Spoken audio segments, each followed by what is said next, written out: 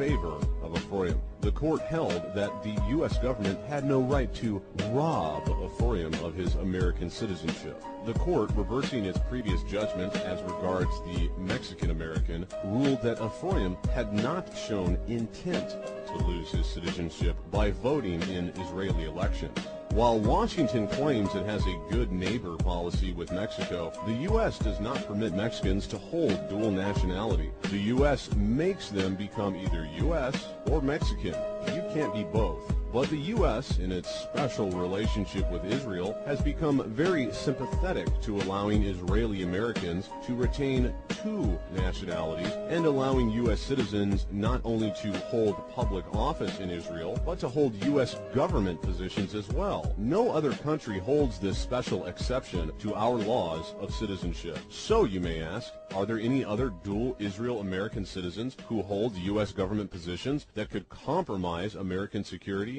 The answer is yes. Consider the following list. Michael Mukasey, recently appointed as U.S. Attorney General. Mukasey also was the judge in the litigation between developer Larry Silverstein and several insurance companies arising from the destruction of the World Trade Center on 9/11/2001.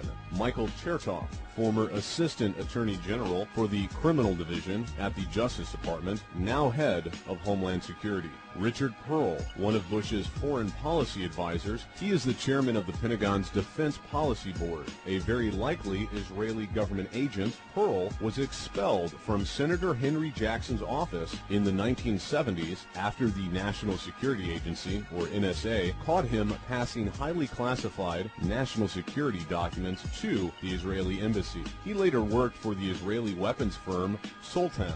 Perle came from a pro-Israel think tank, the AEI.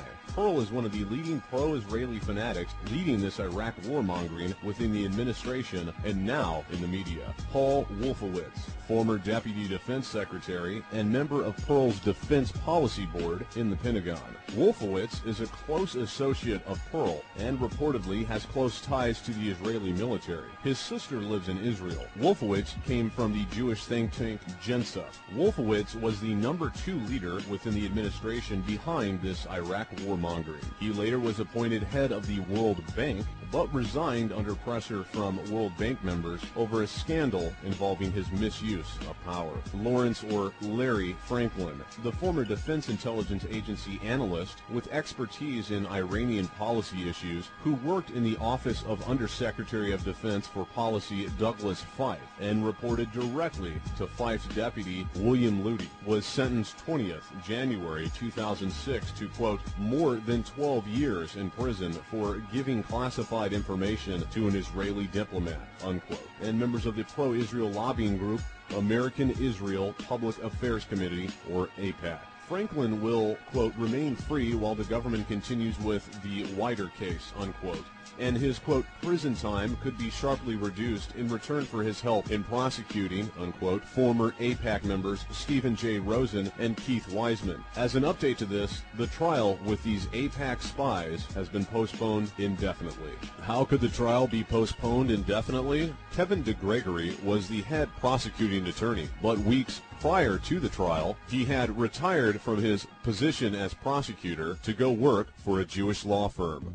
Douglas Feith, Undersecretary of Defense and Policy Advisor at the Pentagon. He is a close associate of Perle and served as his special counsel. Like Perle and the others, Feith is a pro-Israel extremist who has advocated anti-Arab policies in the past. He is closely associated with the extremist group the Zionist Organization of America, which even attacks Jews that don't agree with its extremist views. Feith frequently speaks at ZOA conferences. Feith runs a small law firm, Feith & Zell, which only has one international office in Israel. The majority of their legal work is representing Israeli interests. His firm's own website stated prior to his appointment that Feith, quote, represents Israeli armaments manufacturer, unquote. Feith basically represents the Israeli war machine. Fife also came from the Jewish think tank Gensa. Fife, like Pearl and Wolfowitz, are campaigning hard for the continuation of the Israeli proxy wars against Iraq, Iran, and Afghanistan. Fife was investigated by the FBI under suspicion of leaking classified information to Israel,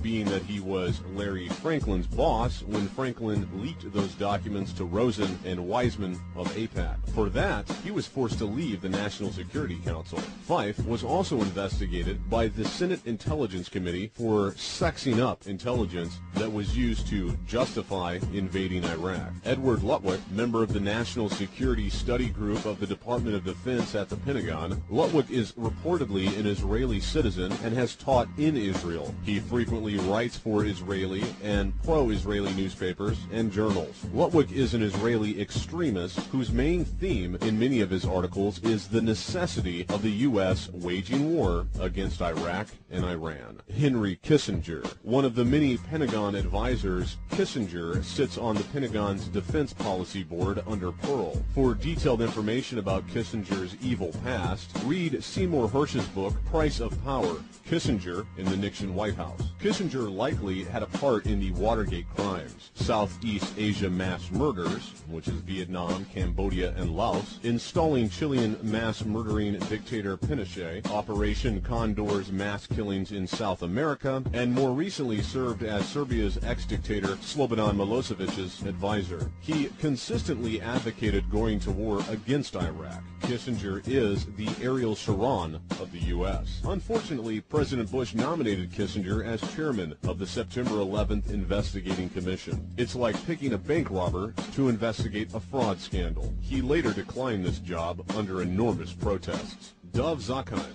Dov Zakheim is an ordained rabbi and reportedly holds Israeli citizenship. Zakheim attended Jews College in London and became an ordained Orthodox Jewish rabbi in 1973. He was adjunct professor at New York's Jewish Yeshiva University. Zakheim is close to the Israeli lobby. Dov Zakheim is also a member of the Council on Foreign Relations, or CFR, and in 2000 a co-author of the project for the New American Century's position paper titled Rebuilding America's Defenses, advocating the necessity for a Pearl Harbor-like incident to mobilize the country into war with Israel's enemies, mostly Middle Eastern Muslim nations. He was appointed by Bush as Pentagon Comptroller from 4th May 2001 to 10th March 2004. At that time, he was unable to explain the disappearance of $1 trillion.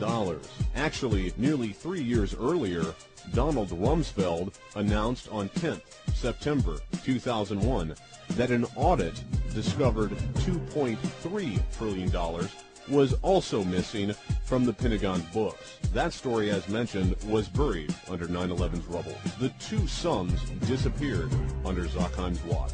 Despite these suspicions, on 6th May 2004, Zakheim took a lucrative position at Bose Allen Hamilton, one of the most prestigious strategy consulting firms in the world. One of its clients then was Blessed Relief, a charity said to be a front for Osama bin Laden. Bose Allen and Hamilton then also worked closely with DARPA, the Defense Advanced Research Projects Agency, which is the research arm of the Department of Defense. Intelligence concerning Dov tells us that he is a dual Israeli-American citizen and has been tracking the halls of the U.S. government for 25 years, casting defense policy and influence on Presidents Reagan, Clinton, Bush Sr., and Bush Jr. Further intelligence points out that most of Israel's armaments were gotten thanks to him. Squads of U.S. F-16s and F-15s were classified as military surplus and sold to Israel at a fraction of their value. Kenneth Edelman, one of the many Pentagon advisors, Edelman also sits on the Pentagon's Defense Policy Board under Pearl and is another extremist pro-Israel advisor who supported going to war against Iraq. Edelman frequently is a guest on Fox News and often expresses extremist and often ridiculous anti-Arab and anti-Muslim views. Through his racism or ignorance, he actually called Arabs anti-Semitic on Fox News, dated 28 November 2001, when he could have looked it up in the dictionary to find out that Arabs, by definition, are Semitic people. They are Semites. Louis Scooter Libby, Vice President Dick Cheney's ex-chief of staff, as chief pro-Israel Jewish advisor to Cheney. It helps explain why Cheney is so gun-ho to invade Iran. Libby is longtime associate of Wolfowitz. Libby was also a lawyer for convicted felon and is